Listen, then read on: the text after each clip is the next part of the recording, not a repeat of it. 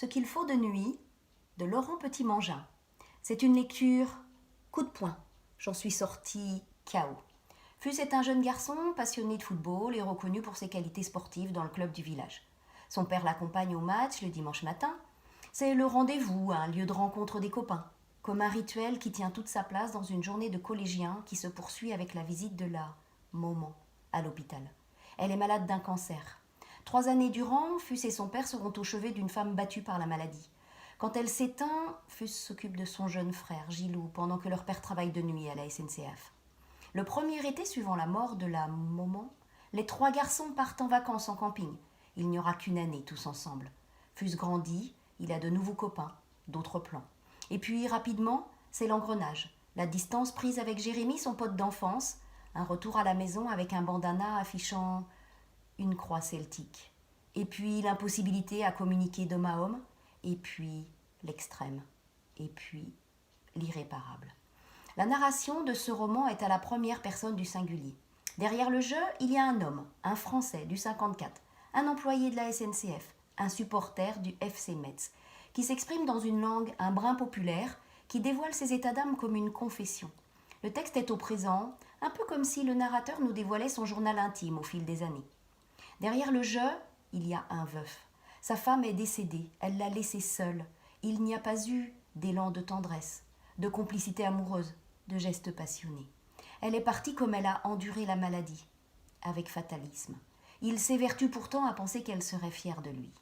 Derrière le jeu, il y a un père, un être qui se sent responsable, en charge de 2 garçons. C'est quelqu'un qui gère le quotidien avec ses armes. Les mots et les grands discours, c'est pas son truc. Mais quelle belle preuve d'amour. Bien sûr, s'il n'avait pas été directement concerné par l'affaire, il aurait pris de la distance, il se serait peut-être même exprimé. Mais là, c'est un peu comme une déferlante qui s'abat sur lui. Il est tétanisé par la gravité des faits et rongé par un sentiment de culpabilité. À travers cet itinéraire familial, c'est un roman social, celui de la désillusion d'une famille, de la mort d'une industrie, d'une région aussi. Laurent Petit-Mangin, à défaut de comprendre, tente d'expliquer, par l'exemple, la montée du populisme, l'adhésion à une idéologie de haine, l'expression par les poings, la violence physique.